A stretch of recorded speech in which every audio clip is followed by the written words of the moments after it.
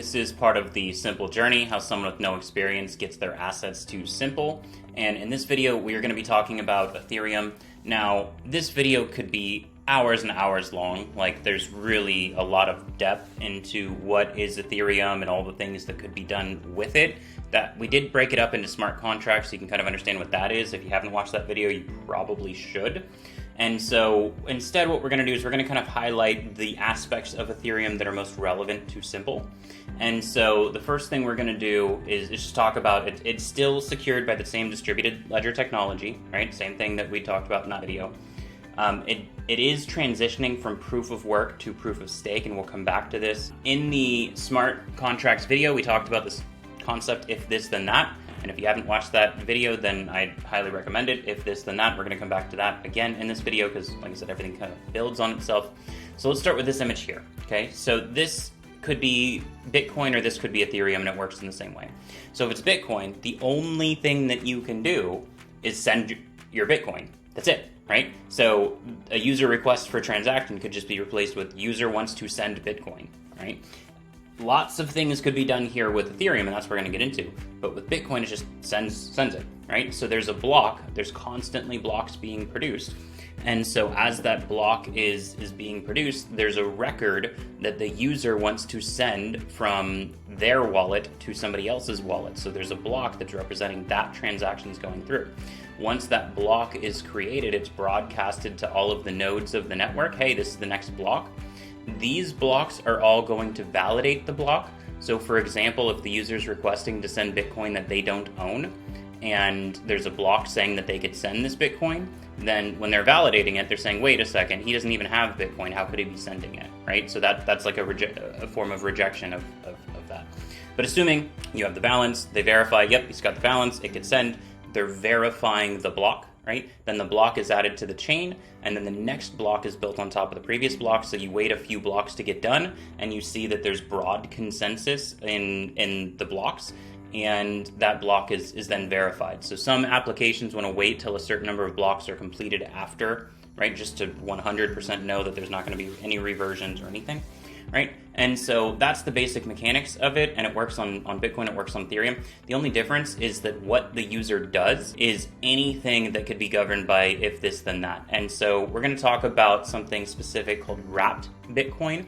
But before we do, let's cover something called ERC20. ERC stands for Ethereum Request for Comments, and so that means this is the 20th request for comments. And what that ERC20, what they had proposed and what got adopted was a set of standards so that if, and this isn't what it looks like, but imagine so if you use an exchange and you just swap out token A for token B, the rest of the code just works, right? So, and that can only happen if there's a set of standards, so that when a request is made, the variables and the specific wording, we'll call it, if you don't understand coding, then the specific wording in the request is done in a way that's standardized, so that you could just replace token A with token B, right? So anything that is then ERC standard could then be replaced.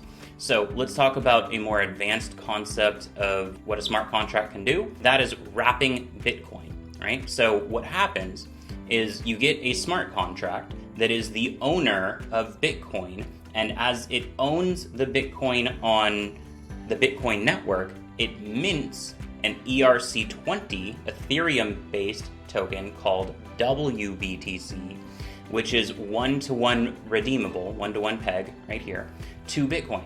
So if you want to get your Bitcoin, you can trade WBTC and get Bitcoin on the Bitcoin network, or you could take your Bitcoin on the Bitcoin network, trade it, and get wrapped BTC. Or the easiest thing to do is just simply buy wrapped BTC on the Ethereum network, and you don't have to worry about that transition. So we have a video transitioning from Ethereum to Polygon, but I don't want to make a video on how to transition Bitcoin into wrapped Bitcoin. That information is available, you can find it, but it's easier just to get existing wrapped Bitcoin. There's something else called REN Bitcoin that isn't as widely adopted. The basic idea, once you have this as a token, right, it could be controlled like any other token, which means that when we get into things like banking, that the banking application can treat WBTC in the same way it would treat any other ERC20 token, right? Let's cover stablecoins real quick. So stablecoins, they each have their own mechanism that makes it happen, and there's smart contract terms that happen, that sort of work behind the scenes. For example, with Tether, if you give them $1, they'll give you a Tether. If you give them a Tether, they'll give you $1. But behind the scenes, it's really just backed by a group of assets that they recently put out a report sort of appraising their own assets to show that they have more tethered, they have more value in their assets than they have distributed Tether. Some people question that, right? But that's their mechanism. USDC is trying to go like the very regulated route, where there's $1 in their bank for every USDC that's out there, and it's not a pool of assets, it's actually $1. DAI is a mechanism to keep it stable based on effectively like an interest rate. That they'll use more complicated language, but they effectively use an interest rate to keep it pegged. Other tokens are doing other things to keep them worth $1, but the bottom line is that these stable coins, if you trust in their mechanism that keeps it worth $1, then they are worth $1 at all times, right? And so the smart contract is one of the things that allows it to do that. It's done in an ERC20 fashion, right?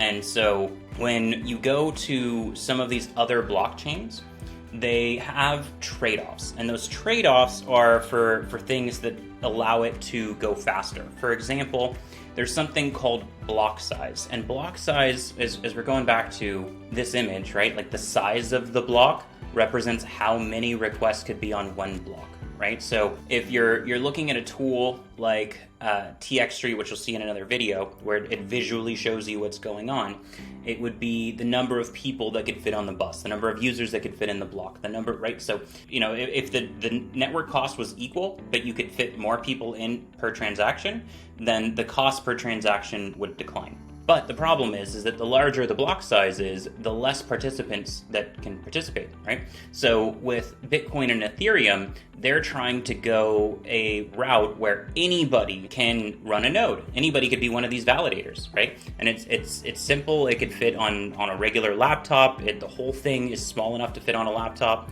right? You can do it from there. Mining is not that great when you're doing the proof of work. Laptop's really not optimized for it.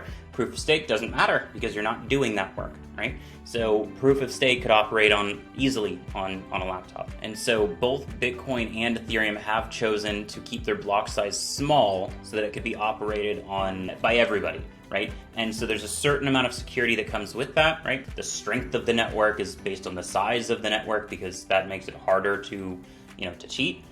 What some other things have done is they've taken what's called an EVM, Ethereum Virtual Machines, the thing that translates Solidity contract language, which you don't need to even know what that means, just know it's a programming language, and it takes that programming language and it executes these if this then that statements, right? So these other projects, Binance is one, Polygon's specifically the one that we're using, Avalanche is another one, Solana is another one, Cardano, they're all trying to build EVM compatible machines so that you could take code that was written for Ethereum and just quickly port it over to their blockchain.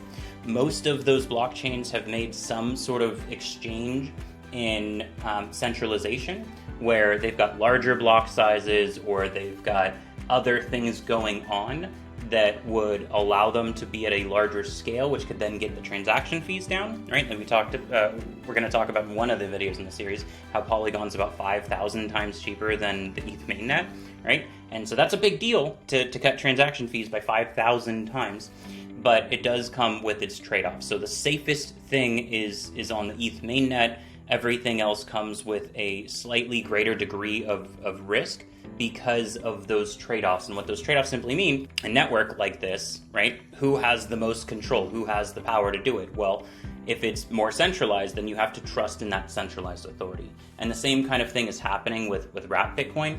So you have to trust that the custodians of the Bitcoin, like BitGo, right? And the Kyber network, that when they receive Bitcoin and they then issue wrapped BTC, you're trusting in them, right? And so there's trust in this third party. And the way that Ethereum was built fundamentally is in the absence of trust, right? Like you don't need to trust anybody because it doesn't matter. Like it's all out there, right? And we explained, you know, how strong the distributed ledger is. But as soon as it becomes centralized, you have to trust in that centralized party, which is one of the reasons why I actually do prefer Ren BTC over Wrap BTC. But on Polygon, you can't really do what we need to do, so we use Wrap BTC.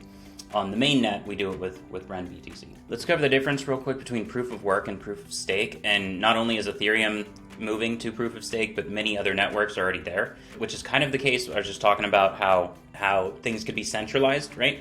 And that could allow them to get cheaper transaction costs. Well, and even if they were trying to argue that it's proof of work, if it's centralized, it doesn't really matter, right? It's still proof of stake. It's still like you have to trust in this third party. So at the end of the day, proof of stake really comes down to trust in the third party. However, the way that Ethereum is doing it, which first of all, it is this way right now. Very soon, it will be transitioning to proof of stake. So right now, with Ethereum and with Bitcoin, this is how it works, right? So the people are actually doing work, solving puzzles. I explained that in the other video. But there is no puzzles once you have proof of stake. It really comes back to, if you're lying, you can lose your assets, right? Like they actually put up something to risk, right? So in proof of work, they are putting up something to risk. They had to buy the equipment in advance. They had to set it all up. They had to connect it to the network. They had to pay for electricity, right? They have something at stake, something to lose if they're lying because they don't get the reward. In this situation, they don't have to invest in that, but they do have to own ETH. And so you can use your ETH, or other networks use their own tokens, right? And so you use this proof of stake to secure the network, because if you're lying, you could lose your asset. And so instead of being 51% of the computer's processing power to solve the problems, you need 51% of all of the staked Ethereum. It's not all of the Ethereum, all of the staked Ethereum, but that quantity is so large that in order to acquire that much, it would take a very long time of slowly doing it. Or if you try to do it kind of quickly, you would end up bidding up the price. Actually, no matter what, you would end up bidding up the price of ETH so high because you're a constant force buying just to acquire that much. It would be a very long-term investment. And there really isn't any upside to it, right? So I kind of explained that in the Bitcoin video. It costs more to cause a problem than it does to secure it from ever having a problem. And so might as well take the path of least resistance. This is the most profitable, and it ends up being secure because of that. And so instead of whoever solves the puzzle gets a reward, but whoever's chosen at random gets the reward. And so all the participants have a chance of getting it, just like all the participants can solve the puzzle. So it's sort of about equal distribution to the way that it was before, and it's just a change in there. Now, relying on a very large group of people is going to be better than relying on something that is much more centralized. For that reason, things like Binance are a little concerning, because Binance controls pretty much all of it. Solana has similar concerns. Cardano isn't quite as far along. Avalanche seems interesting, but we didn't get a grant from them. We got a grant from Polygon, so we're building on Polygon. And Polygon was available on Instadap first, right? So we started using the strategies on Polygon. My point is that be aware of all of these different networks. We're going to be talking about how to switch your networks in MetaMask, right? Just be aware all of these different networks all have their trade-offs, right? And there's pros and cons to each of them. But this is all part of the process. And so, I mean, if you want to think about it, Bitcoin was like the thing that sort of pioneered what all of this could be. Then Bitcoin built on top of that and said, we can also have smart contracts, right? And then once you have smart contracts, it opens up DAOs, decentralized autonomous organizations, which is what CiMPLE is. It opens up the banking applications. You're going to learn about that. It allows for things like the DeFi smart accounts with Instadap. It allows for decentralized exchanges like Uniswap. It allows for aggregators like 1inch. It allows for lots of these things, insurance, right? Lots of things, anything that could be written with an if this then that type of statement, right? But written in code is then used on Ethereum, which is why so many other networks are copying it. I hope this video gave you the basic understandings of what Ethereum is and how it's extended and how it's changing. That's another thing. Bitcoin is pretty much staying the same forever, and Ethereum wants to evolve. right? And it's got its whole methods of scaling into the future. Switching to proof of stake is one of the things that it's doing, but it's got after that 4 more big improvements that are going to help with scaling, lower the transaction costs, and all of that. And so the Ethereum maximalists, they're going to be just as good as any of the centralized ones once they hit all of those scaling mechanisms to allow them to be at that scale.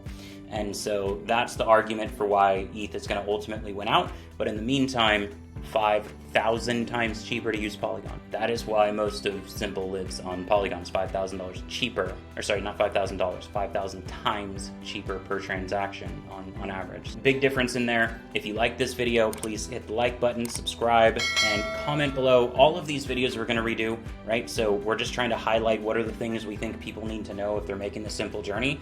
And if we're unclear about any of these things, then all of these videos are going to be replaced with better videos in the future. So comment below, let us know what could be better, if we left anything out or anything was confusing, or even if we misspelled something, I don't know, anything. Leave it in the comments, let us know. Thank you.